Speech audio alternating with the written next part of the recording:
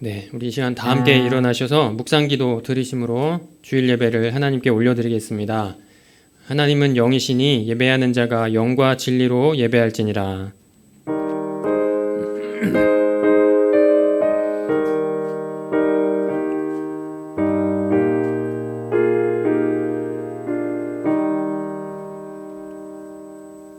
사랑하시는 하나님 아버지, 복된 주일 맞이하여 주님께 가까이 나아갑니다.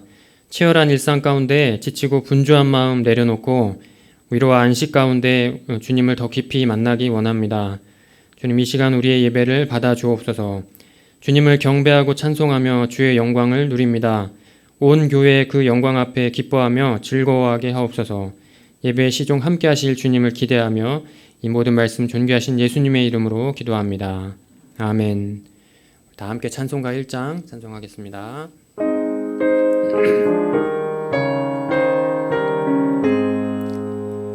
만복의 근원 하나님, 온 백성 찬송 드리고 저 천사여 찬송하세. 찬송 성부 성자 성령. 아멘. 우리 사도신경으로 우리 신앙을 고백하겠습니다. 전능하사 천지를 만드신 하나님 아버지를 내가 믿사오며 그 외아들 우리 주 예수 그리스도를 믿사오니 이는 성령으로 잉태하사 동정녀 마리아에게 나시고 본디오 빌라도에게 고난을 받으사 십자가에 못 박혀 죽으시고 장사한 지 사흘 만에 죽은 자 가운데서 다시 살아나시며 하늘에 오르사 전능하신 하나님 우편에 앉아 계시다가 저리로서 산자와 죽은 자를 심판하러 오시리라. 성령을 믿사오며 거룩한 공회와 성도가 서로 교통하는 것과 죄를 사하여 주시는 것과 몸이 다시 사는 것과 영원히 사는 것을 믿사옵나이다. 아멘. 자리에 앉아주시고요. 찬송가 25장입니다. 찬송 25장 함께 찬송하겠습니다.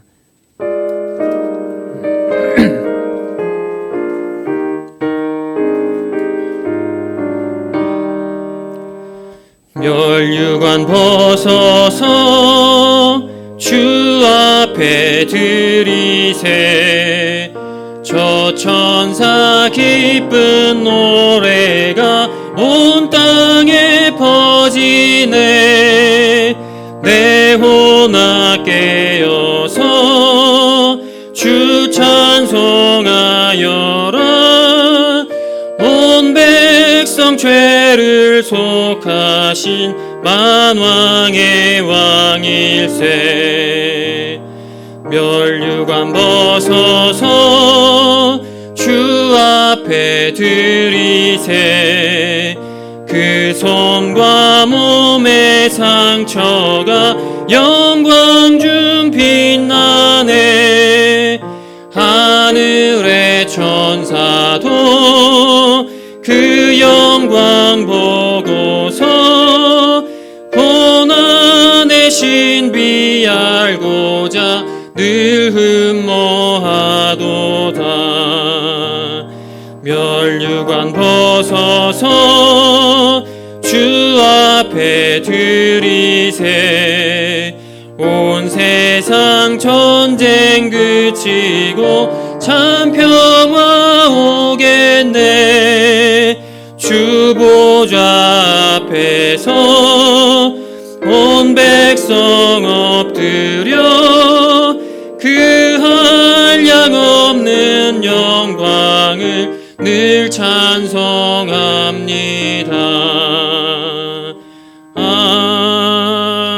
아멘.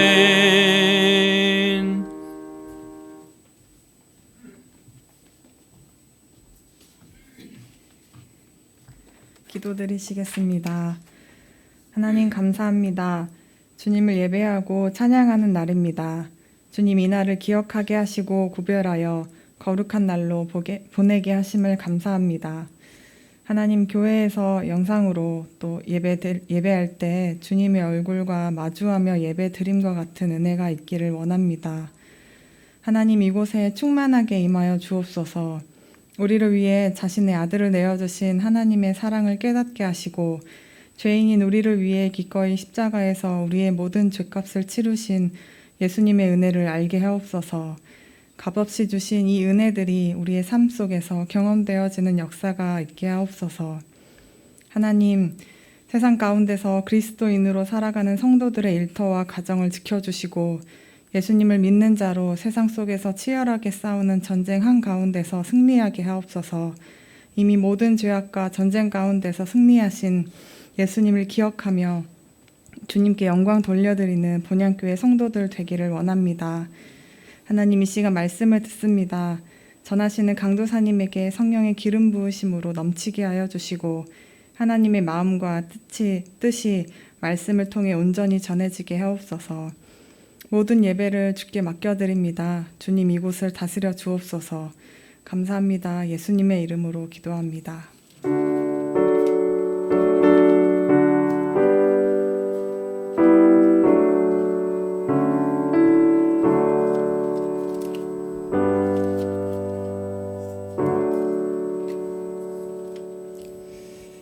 네, 384장 함께 찬송하겠습니다. 찬송가 384장입니다.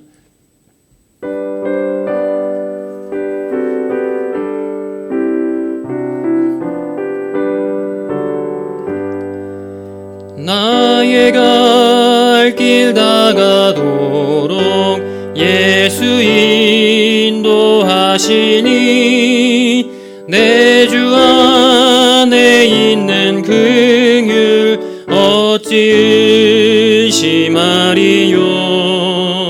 믿음으로 사는 자는 하늘 위로 받겠네. 무슨 일을 만나든지 만사 형통하리라.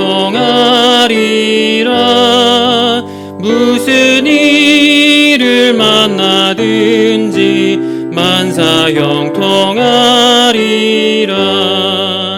나의 갈 길 다가도록 예수 인도하시니 어려운 일 당한 때도 족한 은혜 주시네. 나는 심히 고단하고 영혼 매우 가라나 나의 앞에 반석에서 샘물 나게 하시네. 나의 앞에 반석에서 샘물 나게 하시네. 나의 갈 길 다가도록 예수 인도하시니 그의 사랑 어찌 큰지 말로 할 수 없도다. 성령 감화 받은 영혼 하늘 날아갈 때에 영영 부를 나의 찬송 예수 인도하셨네. 영영 부를 나의 찬송 예수 인도하셨네. 아멘.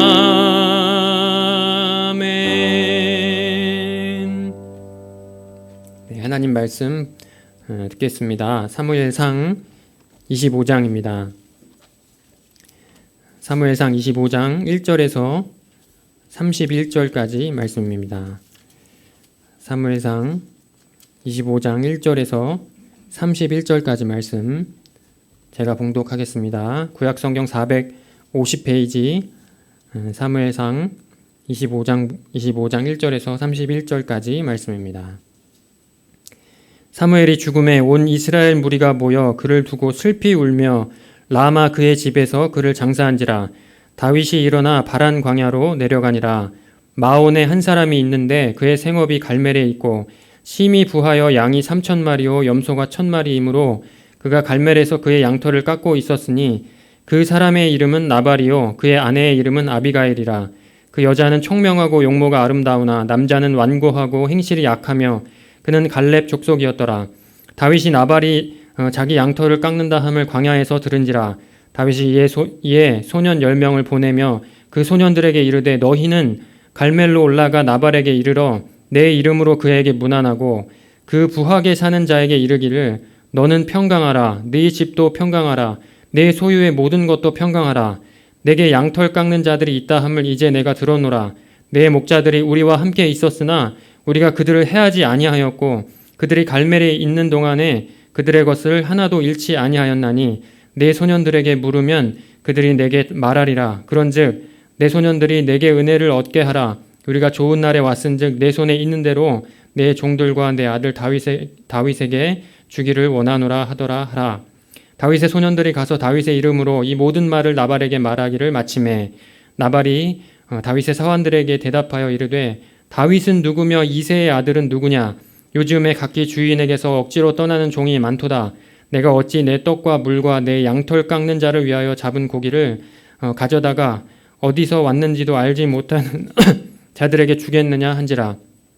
이에 다윗의 소년들이 돌아서 자기 길로 행하여 돌아와 이 모든 말을 그에게 전하매 다윗이 자기 사람들에게 이르되 너희는 각기 칼을 차라 하니 각기 칼을 차매 다윗도 자기 칼을 차고 400명가량은 데리고 올라가고 200명은 소유물 곁에 있게 하니라. 하인들 가운데 하나가 나발의 아내 아비가일에게 말하여 이르되 다윗이 우리 주인에게 문안하러 광야에서 전령들을 보냈거늘 주인이 그들을 모욕하였나이다. 우리가 들에 있어 그들과 상종할 동안에 그 사람들이 우리를 매우 선대하였으므로 우리가 다치거나 잃은 것이 없었으니 우리가 양을 지키는 동안에 그들이 우리와 함께 있어 밤낮 우리에게 담이 되었음이라.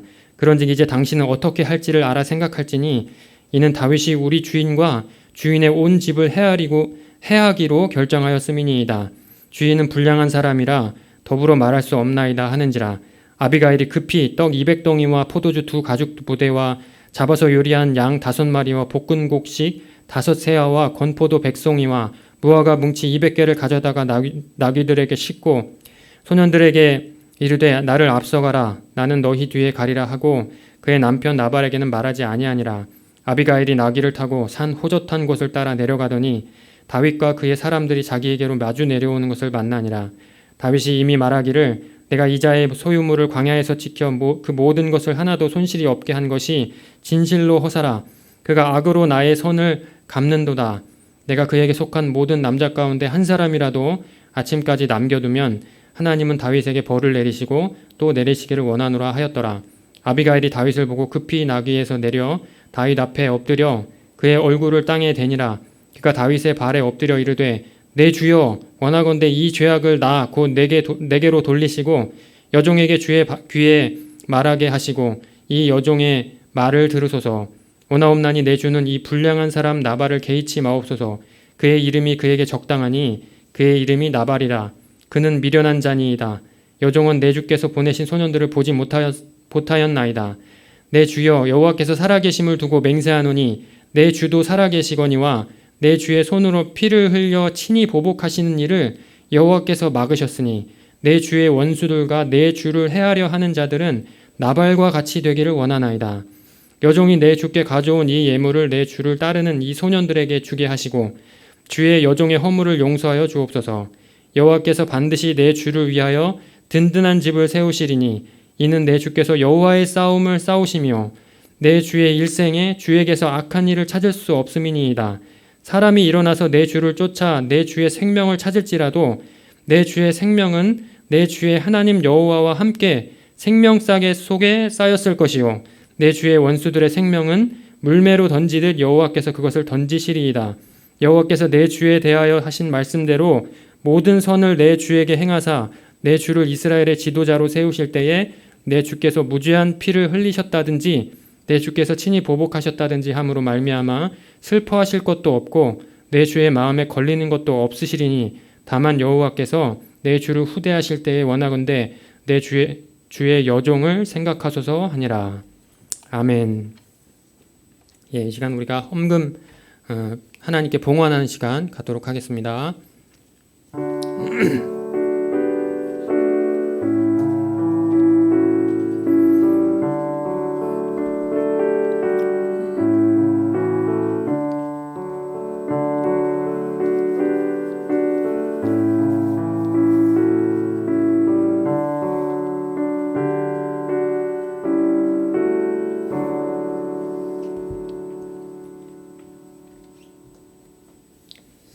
사랑하시는 하나님 아버지 감사합니다.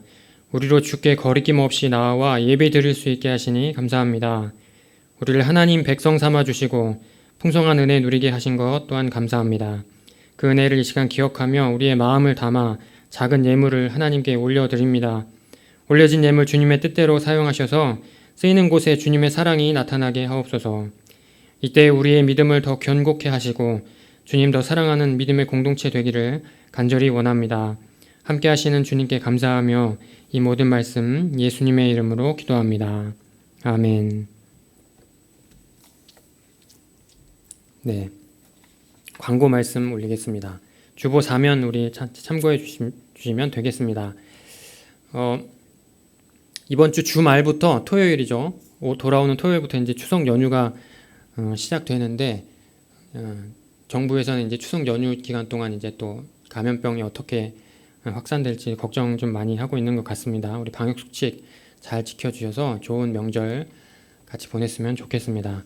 영상은 오후 2시에 홈페이지에 영상 올라갑니다. 함께 보시면서 같이 예배 드리시기를 원합니다. 우리 목사님 지금 안 보이시는데 목사님께서 오전 예배 시간에 그 대봉교회라고 저기 동작구 어디 소재에 있는 대봉교회 이제 설교를 부탁 받으셔가지고 거기 가서 오늘 설교하십니다. 위에서 함께 기도해 주셨으면 좋겠습니다. 예, 우리 찬송가 우리 516장 함께 찬송하겠습니다. 찬송가 516장입니다.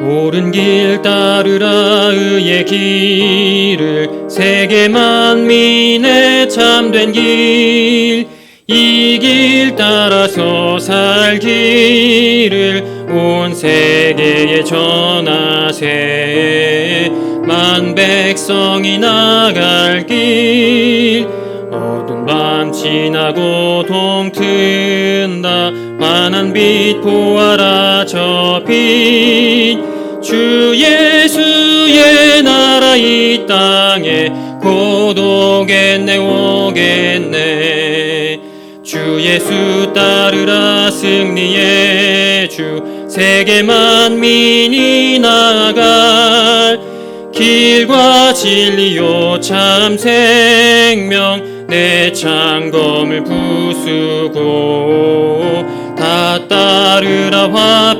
화평왕 어두운 밤 지나고 동튼다 환한 빛 보아라 저 빛 주 예수의 나라 이 땅에 곧 오겠네 오겠네 놀라운 이 소식 알리어라 세계 만민을 구하려 내 주 예수를 보내신 참 사랑의 하나님 만 백성이 따를 길 어두운 밤 지나고 동튼다 환한 빛 보아라 저 빛 주 예수의 나라 이 땅에 곧 오겠네 오겠네 고난 길 헤치고 찾아온 길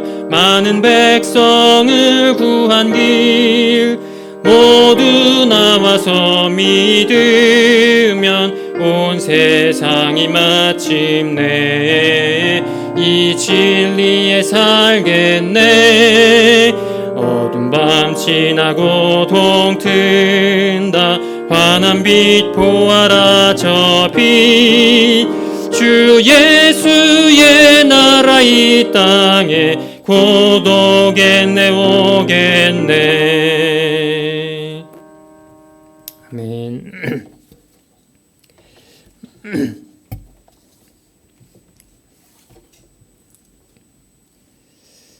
네. 예전에 이제 제가 속한 공동체가 이제 있었는데 그 속한 공동체에서 어떤 분이 이런 일을 겪은 적이 있습니다. 예. 당시 공동체는 이제 그 시간이든 재정이든 여러 조건들이 맞아 떨어져야지만 들어갈 수 있는 곳이었습니다. 그분 고백에 의하면 그런 여러 가지 조건들이 그분에게는 이제 감사하게도 하나님의 뜻과 인도하심을 확인할 수 있는 그런 기회가 되었다, 이렇게 고백을 했습니다. 뜻을 구하면서 기도하는 중에 그분은 놀라운 방법으로 이제 그 조건들이 이렇게 충족되어 가는 것을 경험한 것이었죠. 네. 그렇게 경험한 일들은 그 공동체에서 생활하는 것이 이제 하나님께서 뜻하시고 허락하신 일이라는 것을 그 확신을 그분으로 하여금 갖게 했습니다. 네.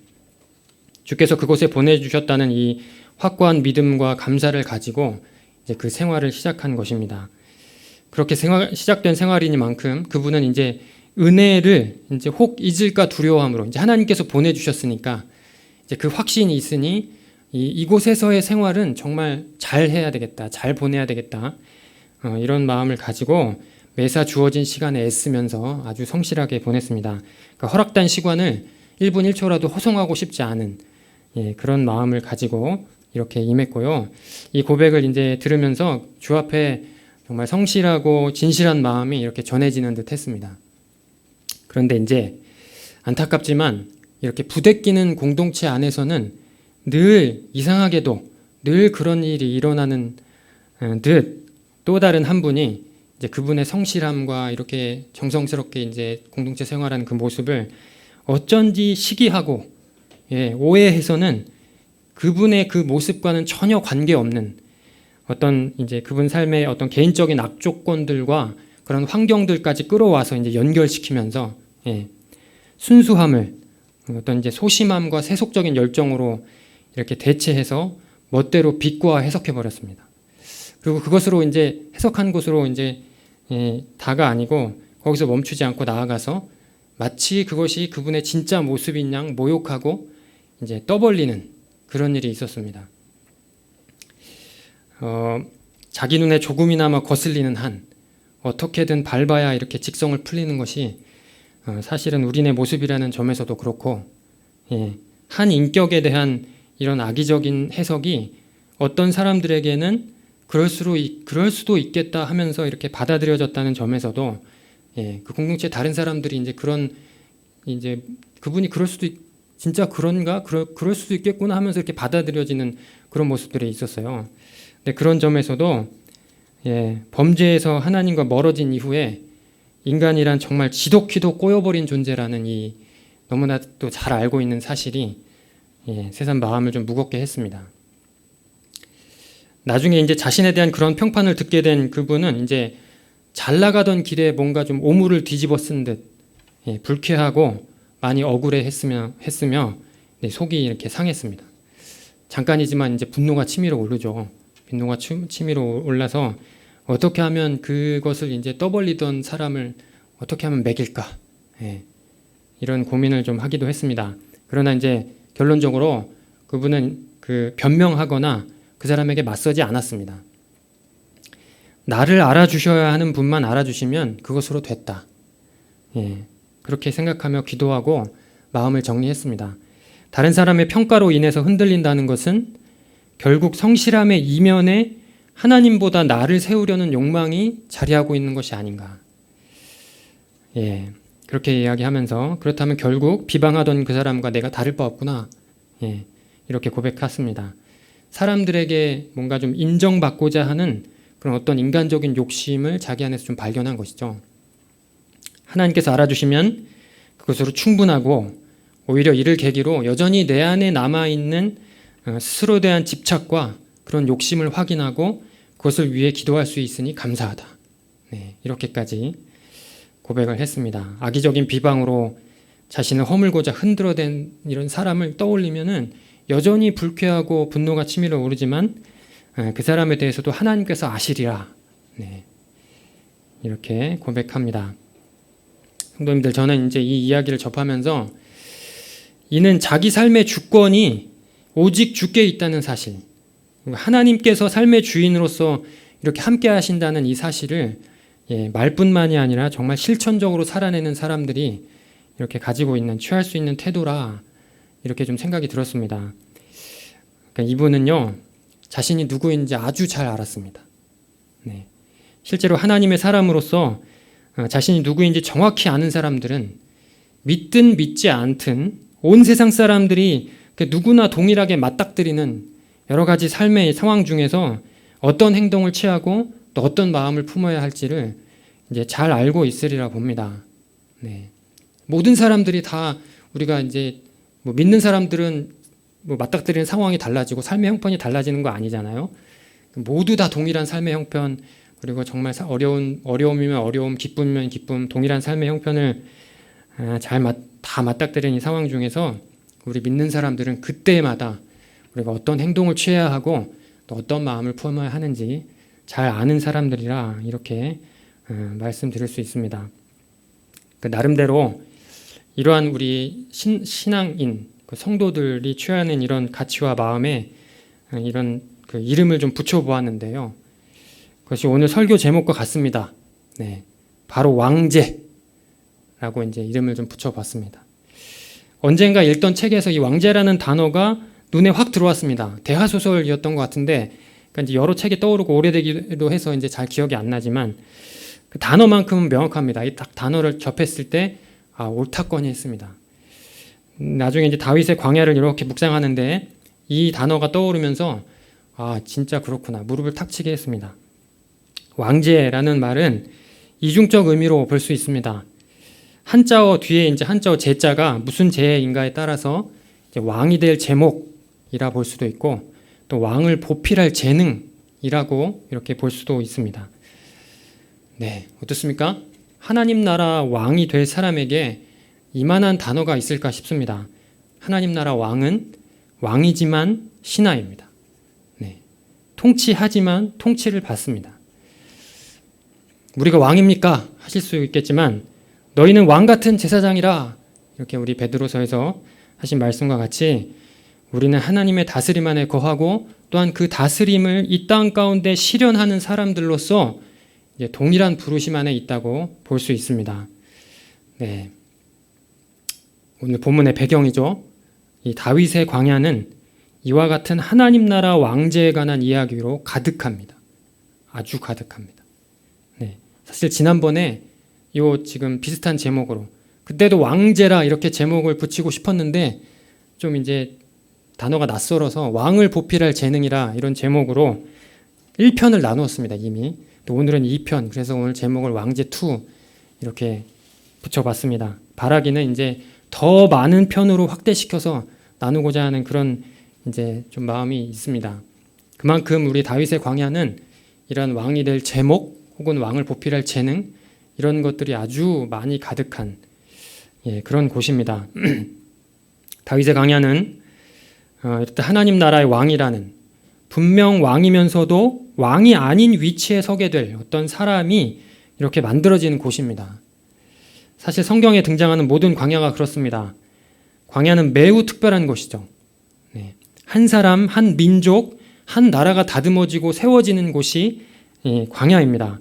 그러니까 양치기 소년이었던 다윗이 하나님 나라 왕으로 만들어져 가는 이런 핵심적인 장소를 꼽으라면 단연 광야입니다. 네.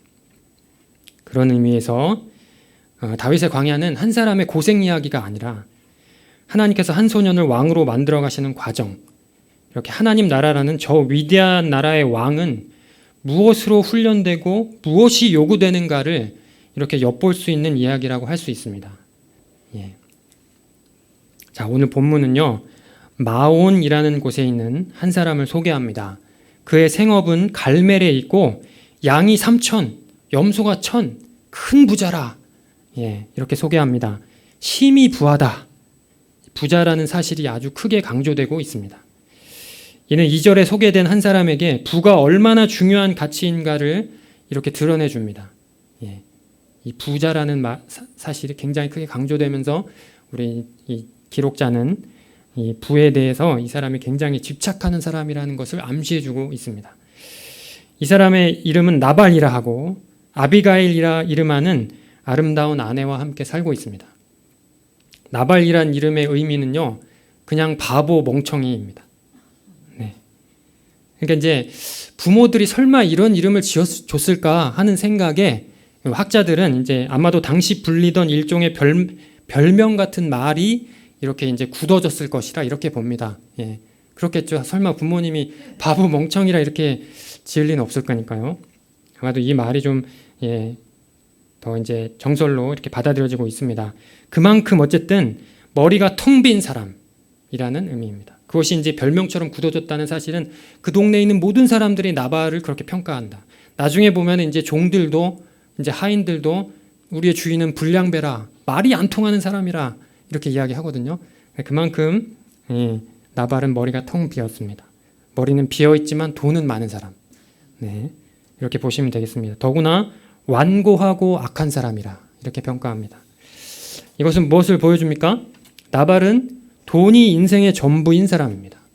의지할 바 오직 돈이요 그에 의지해서 자기 멋대로 행하는 불량한 사람입니다. 3절은요, 이러한 나발과 아비가일을 의도적으로 비교합니다.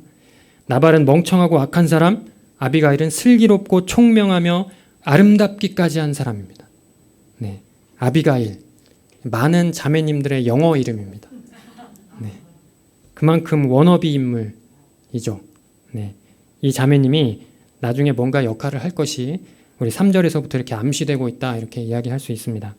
다윗이 광야 생활하던 중에 바로 이 나발이 양털을 깎는다 하는 말을 듣습니다. 예, 당시 가나안에서 이 양털을 깎는 일은 보통 이제 봄과 가을에 이루어졌다고 합니다. 이 시기는 그러니까 축제 기간이었죠. 그동안 풍성해진 양의 숫자를 세고 목자들에게는 수고에 대한 적절한 보상이 주어지는 시기였습니다. 예. 이때 다윗이 나발에게 사람을 보냅니다. 그것도 10명이나 되는 건장한 소년들을 보냅니다. 이제 소년들이라 했지만 이제 작은 이제 어린 아이들이 아니고 청년들, 건장한 청년들이라고 할 수 있습니다. 그러니까 막 짐도 이렇게 아주 그냥 많이 질 수 있는 그런 사람들을 보낸 것입니다. 그리고 그 소년들의 입에 말을 넣어줍니다. 이렇게 이야기하라고 이야기합니다. 가서 내 이름으로 문안하되 당신과 당신의 집과 모든 소유가 평강하라 하고, 지금 양털을 깎는다 하는데 당신의 목자들이 우리와 함께 있는 동안 우리는 그들을 괴롭힌 적이 없고 그들은 아무것도 잃지 않았소. 그러니 이 좋은 날 호의를 베풀어서 여기 보낸 젊은이들에게 당신 손에 있는 대로 좀 주시오 라고 전해라. 이렇게 말을 넣어줍니다. 이 말을 나발이 어떻게 받아들였을까요? 네. 우선 10절에 의하면 나발은 다윗을 어느 정도 알았던 것으로 볼 수 있습니다. 네. 대체 이새의 아들이 누구냐? 요즘에 각기 주인에게서 억지로 떠나는 종이 많도다. 이렇게 이야기하죠. 이것은 나발이 다윗과 사울의 관계를 얼마간 알고 있었다는 것을 시사합니다. 예, 소문을 들었겠죠. 쫓기는 중이구나, 이 사람이. 근데 거기까지입니다. 네. 그 이상 깊이 알지 못합니다. 더구나 그 짧은 정보마저 나발에게는 부정적이었습니다. 그러니까 종이 그냥 배신하고 떠난 그런 사람, 그런 이제 좀 배신자, 뭐 이런 식으로 알았겠죠. 나발에게 다윗은 그냥 광야에서 떠도는, 그러니까 주류에서 벗어나서 떠도는 주변인일 뿐이었습니다. 더구나 나발은요, 이미 말씀드린 것처럼 돈이 아주 많고 완고하고 행실까지 악한 데다가 바보였습니다. 네. 부에 대한 집착이 있었으리라 이렇게 말씀드렸는데, 그런 나발에게 그렇잖아도 이제 부정적 이미지가 이제 각인된 다윗이 와가지고 10명이나 되는 소년들이 다윗 편에서 이렇게 보내져가지고 당신 손에 있는 대로 좀 주시오. 예, 하는 이 상황은요, 다윗은 평강하라 3번이나 이야기했지만 나발에게는 분명 평강이 아니었습니다. 예. 이제 월터 브루그만이라는 이런 이제 아주 훌륭한 구약 선생님이 계시는데, 이분이 다윗이 소년들에게 넣어준 말은 명백한 협박이라고 규정합니다. 예. 당신의 목자들이 우리와 함께 있는 동안 우리는 그들을 괴롭힌 적이 없었다. 이 말은 사실 마음만 먹으면 언제든 그들을 해칠 수 있었다 라는 무언의 협박이라 이렇게 봅니다. 두뇌 명석한 다윗이 이 나발의 반응을 이미 내다보고서 아주 교묘하게 협박인 듯 협박이 아닌 아슬아슬한 메시지를 보내고 있다 이렇게 본 것입니다. 실제 다윗의 의도가 어떤 것이었든지 이 나발만큼은 이 다윗의 요청을 부당한 위협으로 받아들였을 것만은 이렇게 틀림없어 보입니다. 나발은 그래서 다윗을 모욕하면서 그의 사환들을 매몰차게 쫓아버립니다. 파견한 소년들이 돌아와서 그간의 일을 보고하니 다윗은 그럴 줄 알았다는 듯 즉각적으로 자기 사람들에게 칼을 차라 명합니다. 무려 400명을 무장시키고 본인도 앞장서서 올라갑니다. 다윗의 무리는요, 그간의 실전을 통해서 전투를 익힌 사람들입니다. 몇 번의 싸움이 있었습니다. 블레셋과의 싸움에서 그일라라는 이 장소에 있는 사람들까지 구원해준 그런 사람들이었습니다. 그러니까 싸움에 능한 400명이 지금 무방비의 축제 한복판으로 돌진해서 들어가고자 일어난 것입니다. 오늘 본문에 이르기까지 보여준 이 다윗의 모습을 뒤로하고 이 장면만을 뚝 떼어서 보면은 지금의 다윗은 매우 거칠고 험악합니다. 다윗이 나발을 얼마나 크게 선대했든, 나발이 얼마나 모자라고 악한 사람이었든 이렇게까지 하는 것은 사실 도가 지나친 모습이 분명합니다. 어려서부터 다윗은 어땠습니까? 아주 영적인 감수성이 뛰어나고 영적인 상상력이 매우 뛰어난 인물이었다는 사실을 곳곳에서 확인할 수 있었습니다. 골리앗을 물리친 사건하며 사울에게 쫓기기 시작하고서도 다윗은 늘 하나님께 묻고 그분의 뜻을 구했습니다. 그러니까 하나님과 늘 동행한 인물이었습니다. 서두에 들려드린 공동체 안에서 그분 어떤 분의 이야기를 이렇게 들려드렸는데, 그분과 같이 다윗은 사울의 이유 없는 시기와 미움에도 결코 직접적으로 대응한 적이 없습니다. 하나님께서 기름 부으신 사람이라 이런 다윗의 안에 그 하나님이 기름 부으셨다라는 이 사실이 사울을 건드리지 않게 했습니다. 사울의 집요한 추적을 영원히 끝낼 수 있는 아주 절호의 기회가 찾아왔다고 측근들이 아주 내동을 해도 다윗은 가만히 사울의 겉옷만을 벨 뿐 그 이상 행하지 않았습니다. 되레 그것으로 마음이 찔렸다. 성경이 이렇게 기록합니다. 바로 전장 24장에서 그런 일이 있었습니다. 이는 여호와 하나님과 동행하되 오직 하나님께 온 마음을 기울여 하나님의 뜻 안에 거하려 애쓰는 자의 모습입니다. 24장이 첫 번째로 사울의 겉옷을, 절호의 기회가 찾아왔지만 겉옷만 벤 사건이었고요. 그 전장에 23장에 보면은 그일라라는 곳이 등장하는데, 그일라에서 블레셋 사람들이 그일라 사람들을 괴롭히니 가서 블레셋 사람들을 물리치고 그일라 사람들을 구원해 준 일이 있었습니다. 그곳에서도 매 순간 하나님께 먼저 묻고 올라가서 그 사람들을 칠까요? 블레셋 사람들을 넘겨주시겠습니까? 그러면 올라가고 허락받고 올라가고 답을 듣고 올라갔습니다. 그에 따라서 행동했죠. 이는 하나님 나라 왕으로서의 면모를 갖춰가고 있다는 것을 보여주고, 동시에 이는 하나님 나라 왕이 어떤 왕인지를 밝히 보여줍니다. 왕제, 하나님 나라 왕은 왕이지만 신하고 통치하지만 통치를 받습니다. 이러한 독특한 하나님 나라의 왕의 면모는 오직 하나님과의 바른 관계에 의해서만 성립됩니다. 하나님과의 깊은 관계 안에서 그분을 바로 아는 것이 왕을 왕이 되게 하고요. 이 관계를 최고의 가치로 인정하는 일이 이 왕제로서 가장 중요한 일이 됩니다. 그런데 25장의 다윗은 이러한 모습에서 아주 급반전합니다. 그간의 다윗에 비하면 매우 낯설고 어색한 모습입니다. 이제 다윗은 나발을 습격하려 합니다. 돌아온 소년들의 보고 이후에 다윗의 반응을 보면요, 그 성경 말씀을 잘 보시면 다윗의 분노가 발견되지 않습니다. 예. 이 말은요, 이미 나발의 그 반응을 예상했다는 의미입니다. 예. 즉각 일어나서 그 소리만으로 축제를 뒤엎어 버리려는 듯, 예. 거칠게 발을 구르고 이제 말을 몰아돌진합니다. 예. 매 순간 민감하게 하나님의 뜻을 구하던 다윗의 모습은 이때의 자취를 감춰버립니다. 실제로 이제 오늘 본문이 굉장히 길었잖아요. 아비갈의 대화를 마지막으로 이제 본문 읽었는데, 아빌가일과의 대화가 이렇게 등장하기 전까지는 하나님, 주 이런 단어가 한 번도 등장하지 않습니다. 예. 나발을 대적하여 일어날 때 하나님께 묻지 않습니다. 대신 어떻습니까? 칼을 먼저 차버리죠. 예. 칼이 하나님보다 지금 앞서고 있는 상황입니다. 이미 말씀드린 것처럼 나발의 태도는 아주 괘씸할지언정 사실 죽임을 당할 정도로 범법한 일은 아니었습니다.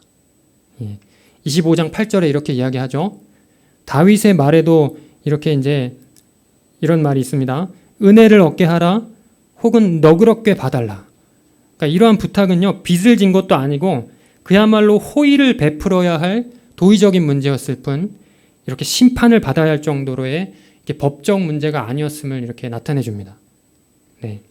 더구나 정황상 이제 명석한 다윗이 처음부터 이걸 의미로 일을 계획한 것으로 이렇게 볼 수 있는데, 그렇다면 문제가 더 심각해지죠. 예.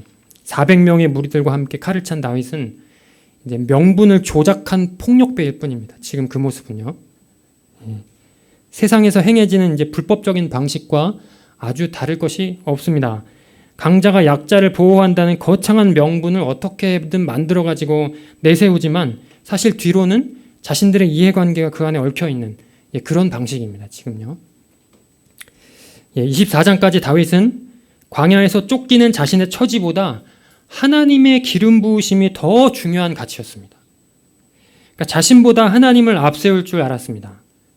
그런데 하나님 나라 왕으로 빚어져가는 이 와중에 이 광야에서 옹졸하고 천한 이렇게 세상 나라 방식을 지금 구사할 위험에 빠진 것입니다. 권세와 힘에 의지해서 마치 자신이 하나님인 양 전능자처럼 지금 행하려 합니다. 갑자기 이게 무슨 일일까요? 어떻게 24장에서 25장 넘어오는 이때 갑자기 다윗이 왜 이렇게 됐을까요? 본문에는요, 이와 같은 다윗의 모습을 명확하게 설명하는 기록이 등장하지 않습니다. 왜 다윗이 지금 이렇게 감정적으로 좀 이렇게 불량배처럼 행동하는가, 이것에 대해서 이제 명확하게 설명하고 이렇게 이제 자세하게 이제 이야기해주는 기록은 없지만, 다만 추측할 수 있는 것은 우리가 1절 같이 읽었죠. 사무엘의 죽음, 이 사무엘의 죽음이 영향을 미쳤을 것이라 이렇게 볼 수 있습니다. 사실 1절에 짧게 기록된 이 사무엘의 죽음은요, 꽤 갑작스럽습니다. 그동안 사무엘의 이야기는 나오지 않았거든요. 그러니까 이제 그동안 이제 사무엘이 표면적으로 등장하는 일은 매우 드물었습니다. 그러다가 갑자기 오늘 본문 1절에서 그의 죽음을 지금 보고하고 있습니다. 물론 이제 이에 대한 여러 가지 해석들이 있는데, 우선 이제 사무엘의 등장이 드물었다고 해서 그의 존재가 이 다윗 이야기에서 완전히 소외되어 있다고 볼 수는 없습니다. 사무엘은 늘 다윗과 항상 이제 결탁된 인물이었죠. 다윗에게 사무엘은 육신의 아비, 그 이상의 의미를 가진 존재였습니다. 다윗의 삶 저변에 늘 함께하는 그런 인물이었죠. 사무엘은 지금의 다윗을 있게 한 이제 하나님의 기름 부으심을 이렇게 직접 행한 사람이었고, 다윗에게 그 존재만으로도 그냥 그 땅에 같이 있다는 것만으로도 어떤 영적 안위를 제공한 사람이었습니다. 그런데 어느 날 다윗은 그 위대하면서도 친근한 사무엘이 죽었다라는 소식을 듣습니다. 1절은요, 다윗이 이제 사무엘의 장례식에 참여했다는 것을 보여주거든요. 사울의 서슬이 여전히 시퍼런 빛을 지금 잃지 않고 있는 그런 상황이고요. 온 이스라엘이 다윗을 아직까지는 적대하는 그런 상황입니다. 그런 가운데 그 이스라엘의 무리가 모여든 그곳에 참여합니다. 다윗이요. 물론 이제 사울이 그곳에 참여하지 않았을 것이라는 이제 그 학자들의 생각이 대부분 지배적입니다. 사울이 그곳에 참여하지 않았을 것이라 이렇게 보고요. 그리고 다윗도 아마 대놓고 모습을 드러내지는 않았을 것이라 이렇게 봅니다. 영화 같은 데 보면 이렇게 죄진 사람이 이렇게 나무 뒤에 서가지고 장례식 이렇게 쳐다보는 그런 장면 있잖아요. 아마 다윗도 그렇게 하지 않았을까 이렇게 볼 수 있습니다. 그렇다고 해도 사무엘의 장례식은요, 다윗으로서는 매우 위험한 곳이었습니다. 네. 그래도 가지 않을 수 없었습니다. 다윗이 사무엘의 죽음을 어떻게 받아들였는가를 이렇게 장례식에 참여한 이유 자체로 이제 짐작할 수 있게 한 대목입니다. 사무엘의 죽음을 다윗은 아주 크게 이제 받아들였다 이렇게 볼 수 있습니다. 그러니까요, 이제 사무엘의 이런 죽음은 다윗으로 하여금 이렇게 초라한 이 자신의 처지, 그러니까 지금 절망적인 상황을 극대화시키게 하는데 아주 큰 역할을 했을 것입니다. 장례식을 뒤로 하고 일어나서 광야로 돌아가는 이 다윗의 마음이 어땠을까요? 예. 아히멜렉을 비롯한 이제 노베 제사장들이 끔찍한 일을 당했다는 소식을 접한 것이 얼마 전이었습니다. 22장에 그 장면이 나오고요. 목숨을 걸고 블레셋으로부터 구원해 주었던 그일라 사람들조차도 나중에 보면 이 사람들이 등을 돌립니다. 다윗을 배신하고 사울의 편에 섭니다.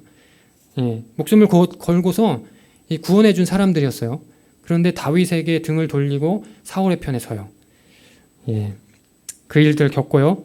또 사울의 맹위는 여전히 강력하고 온 나라가 다윗에게 대적하는 상황입니다. 예, 이렇게 왕으로 기름 부어졌음에도 언제 붙잡혀 죽임을 당할지 모르는 이렇게 기약 없는 도망자 신세는 여전히 지금 빛이 보이지 않는 상황 가운데 자신을 세워서 하나님의 선택을 전하여 준 영적인 아비는 이제 더 이상 만날 수 없게 되었습니다.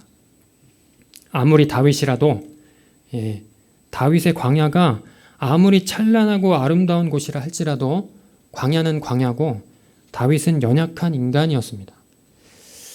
사무엘의 죽음으로 촉발된 이런 여러 가지 복잡한 심정들이 아마 다윗을 흔들었으리라 이렇게 볼 수 있습니다.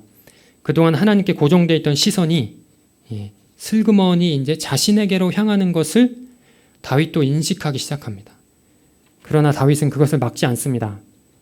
아름다운 눈매를 가진 사람이라 이렇게 지금 사무엘이 처음 다윗을 봤을 때 아름다운 눈매를 가졌다 이렇게 기록하는데 그 아름다운 눈매가 그 특유의 빛을 잃어버릴 위기에 처하고 하나님의 풍성한 은혜에 이렇게 찌그러져 있던 다윗 안에 있는 그 야비한 마음이 한순간 감정의 폭발로 이렇게 건드려져 가지고 이제 그것이 이제 표면적으로 그 영향력을 확대하기 시작하는 그런 순간입니다.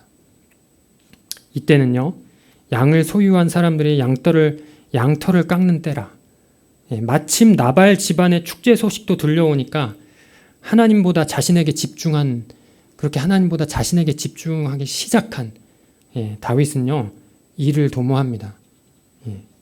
갖가지 소재들로 지금의 자신을 합리화하는 바 나발은 바보고 완고하고 악한 사람이다. 폭력이 동원되어도 이는 악을 징벌하는 일이라. 더구나 순수한 마음으로 그 목자들을 돌보았으니 내 몫을 요구할 권리는 충분하다. 이 멍청이는 앞뒤 가리지 않고 경노하면서 내 소년들을 쫓아내겠지만 그러면 가서 부수고 전리품을 얻으리라. 이렇게 잠시나마 하나님을 외면하니까 졸렬한 세상나라 방식은 아주 정말이지 편리했습니다. 자신에게는 제압할 힘이 있었고 상대는 돈 많은 바보였습니다. 이때 아주 중요한 인물이 등판합니다. 누굽니까? 아비가일입니다. 그래서 우리 자매님들이 이 이름을 영어 이름으로 많이 사용합니다.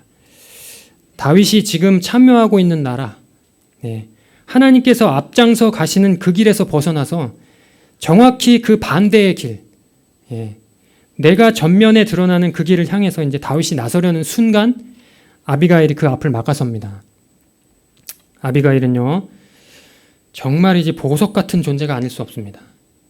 총명하고 지혜롭고 아름답기까지 합니다.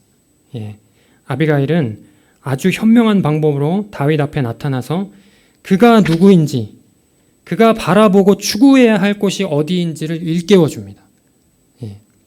다윗이 누구입니까? 28절, 29절 아비가일의 말이 길게 등장하는데 이 아비가일의 말입니다. 요약하면 다윗은 하나님께서 위하여 세워주실 그 나라의 왕이요, 자신이 아니라 하나님의 싸움을 싸우는 사람입니다. 하나님보다 앞서 일어나서 스스로의 일을 도모하려던 이런 지금과 같은 악한 일은 다윗의 일생에서 찾을 수 없을 것입니다. 이렇게 이야기합니다. 왜냐하면 다윗은 하나님의 다스림과 보호 아래에 있을 것이기 때문입니다. 내 주여, 사무엘이 아무리 죽었어도 이 사실은 변하지 않습니다. 사울 왕을 비롯해서 온 나라가 내 주 당신을 쫓고 있어도 이 사실은 변하지 않습니다. 라고 말하는 듯합니다. 아비가일은요, 이것을 꿰뚫어 볼 줄 아는 눈을 가지고 있었습니다. 이것이 무엇입니까? 총명입니다.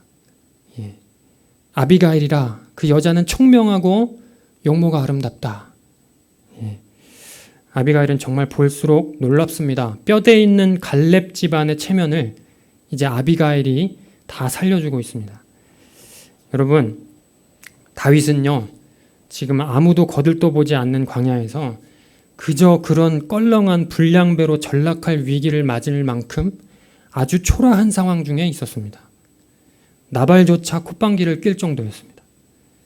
그런데 나발의 아내 아비가일만큼은 다윗을 알아봤습니다.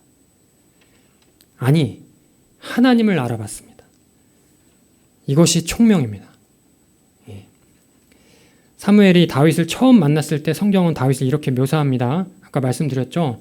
그의 빛이 붉고 눈이 빼어나고 얼굴이 아름답더라. 다른 번역에 의하면 아름다운 눈매를 가졌더라. 이렇게 이야기합니다. 총명함을 시사하는 표현들입니다. 다윗은요, 하나님을 알아보고 스스로가 누구인지 아주 잘 알았습니다. 하나님 나라 왕으로서 가장 중요한 가치입니다. 사울에게 쫓겨서 광야를 전전하는 이때까지도 다윗은 이를 잃지 않았습니다. 24장까지만 해도요. 그런데 사무엘의 죽음 이후에 잠시 주춤하고 위기에 빠집니다. 어떤 위기입니까? 아름다운 눈매가 빛을 잃을 위기였고 총명을 상실할 위기였습니다. 하나님을 외면하고 자신이 누구인지 망각할 위기였습니다. 그것을 누가 되찾아줍니까? 아비가일이 되찾아줍니다. 우리 남편님들, 여기 남편분 한 분 계시고 두 분 계시네요. 아내님들, 우리 서로 총명함 잃지 않도록 도와주십시오.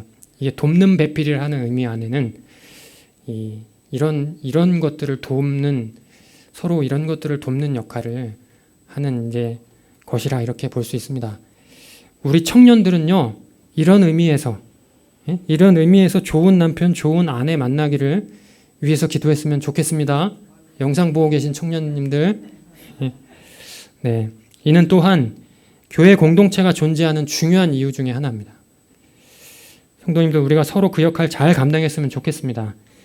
당신은 하나님 나라 사람이요, 세상 방식으로 행하지 않는 사람입니다. 세상에서 옳다, 이상 없다 할지라도, 아니 그렇게 하지 않으면 오히려 어리석다고 손가락질 할지라도, 당신은 하나님 나라 사람이고 악을 선으로 갚고 원수까지 품어버리기를, 그것을 소원하는 그런 사람입니다. 이렇게 자주 말해 주십시오. 네, 성령께서 우리를 또한 그렇게 도우십니다. 말씀드린 것처럼 우리는 하나님 나라에 소속된 사람들입니다. 진정한 왕이신 예수 그리스도를 따르는 그의 제자요 백성들입니다. 이렇게 제자라 불리는 사람들은 작은 예수로서 그분의 삶을 그대로 본받아 살아갑니다. 하나님의 통치 아래서 그분의 통치를 우리의 모든 삶의 영역에서 실현하는 사람들입니다. 네. 아무리 보잘것없고 초라해 보여도 이 사실은 결코 변하지 않습니다. 둘러보면 모두 황무지뿐이라 아무것도 없는 곳일지라도 이를 꿰뚫어 볼 줄 아는 것이 총명이요, 이것을 놓치지 않았으면 좋겠습니다. 사랑하는 성도님들, 지금 교회가 큰 위기라 여기저기서 그런 말을 합니다. 팬데믹으로 예배당에 모이지 못하는 이 상황이 물론 아쉽긴 하지만 이것이 위기의 본질이라 할 수는 없습니다. 풍성한 관계 안에서 함께 하시는 하나님을 알고 자신이 누구인지 정확히 통찰하며 그 그에 따라 그의 나라, 그 방식대로 살고자 애쓰는 가운데 울고 웃는 사람들이 많이 없고 드물고 찾아보기 어렵다는 이것이 우리를 긴장하게 만듭니다. 설상가상 나조차도 타협하고 방관하는 모습으로 좌절하는 횟수가 늘어가만 갑니다. 이것이 우리를 긴장하게 만드는 것입니다. 그런데요, 성도님들 잘 생각해 보십시오. 역사를 통틀어서 교회 안에 이런 위기와 긴장은 늘 있어 왔습니다. 본문 보십시오. 다윗이 광야에서 생활하던 때는 지금보다 훨씬 더했습니다. 아무도 없어 보입니다. 사무엘도 이젠 없고 지금 당장 다윗마저 그러고 있습니다. 시간을 더 돌려보면 어떻습니까? 명성자자한 사사시대입니다. 오늘날과 변줄 만큼 각자의 소견대로 행하던 때입니다. 그때도 여기 아비가일이 있었습니다. 이런 의미에서 아비가일은 정말 경이롭기까지 합니다. 너무 아름답죠.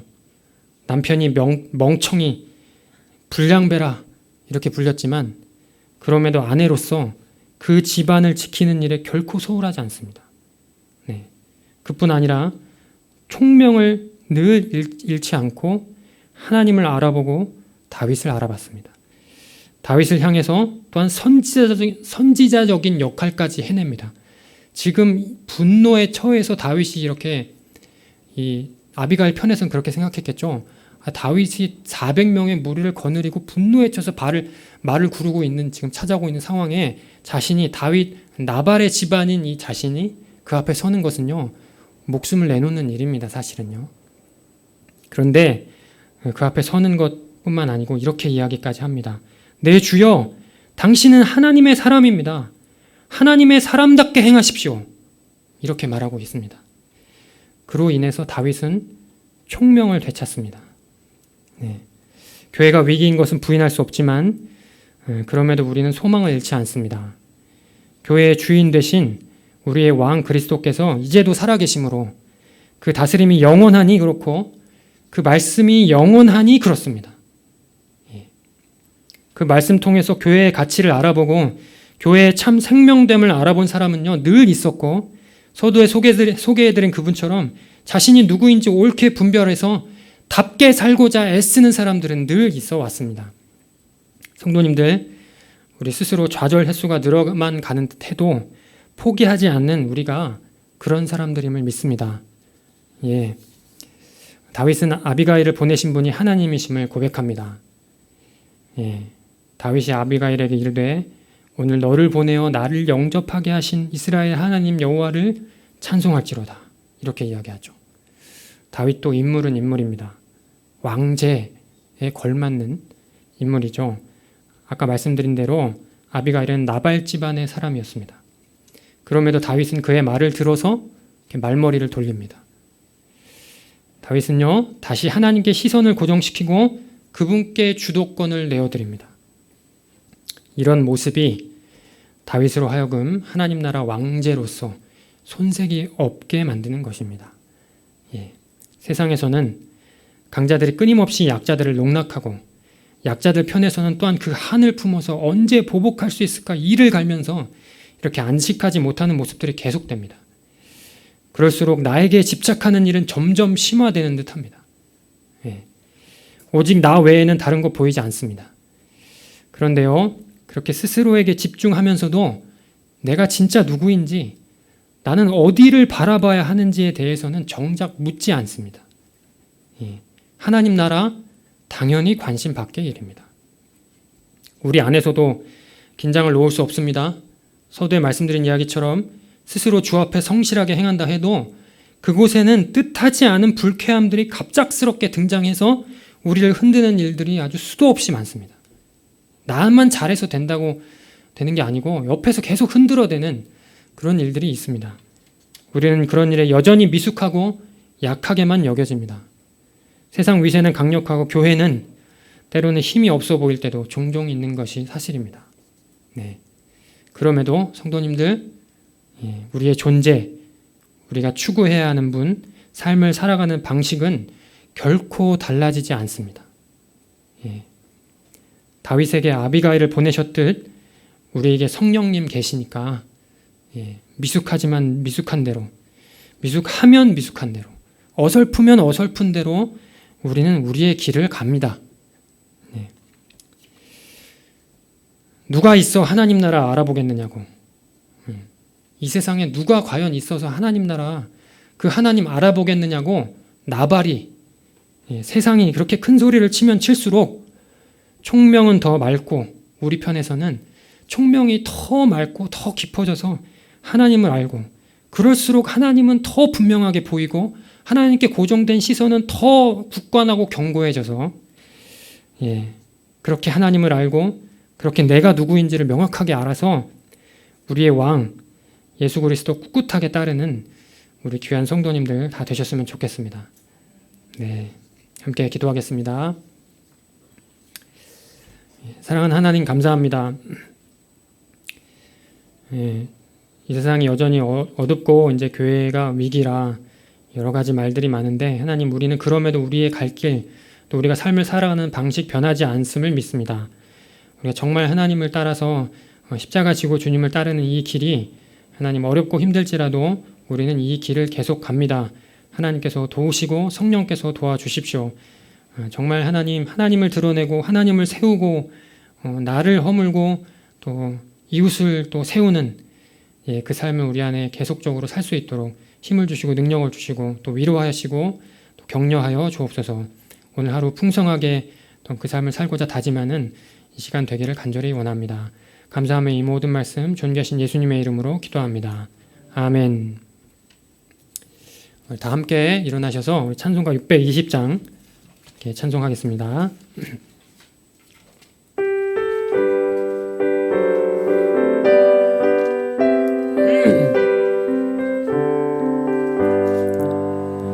여기에 모인 우리 주의 은총 받은 자여라. 주께서 이 자리에 함께 계심을 아노라. 언제나 주님만을 찬양하며 따라가리니 시험을 당할 때도 함께 계심을 믿노라. 이 믿음 더욱 굳세라. 주가 지켜주신다. 어두운 밤에도 주의 밝은 빛 인도하여 주신다. 주님이 뜻하신 일 헤아리기 어렵더라도 언제나 주 뜻 안에 내가 있음을 아노라.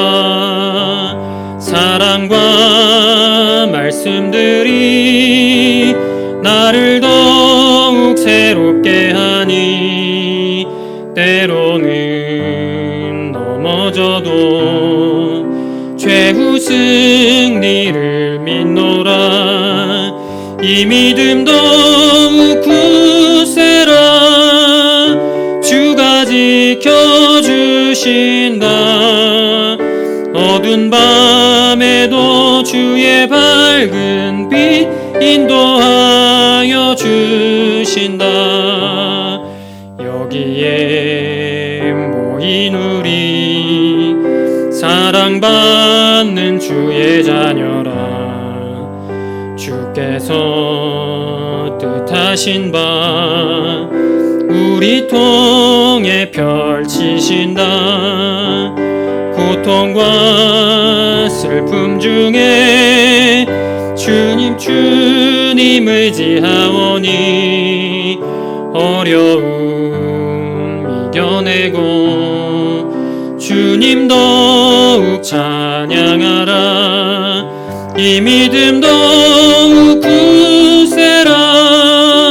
주가 지켜주신다. 어두운 밤에도 주의 밝은 빛 인도하여 주신다. 함께 주님 가르쳐 주신 기도로 예배 마치겠습니다. 하늘에 계신 우리 아버지여, 이름이 거룩히 여김을 받으시오며 나라가 임하시오며 뜻이 하늘에서 이루어진 것 같이 땅에서도 이루어지이다. 오늘 우리에게 일용할 양식을 주시옵고 우리가 우리에게 죄 지은 자를 사하여 준 것 같이 우리 죄를 사하여 주시옵고 우리를 시험에 들게 하지 마시옵고 다만 악에서 구하시옵소서.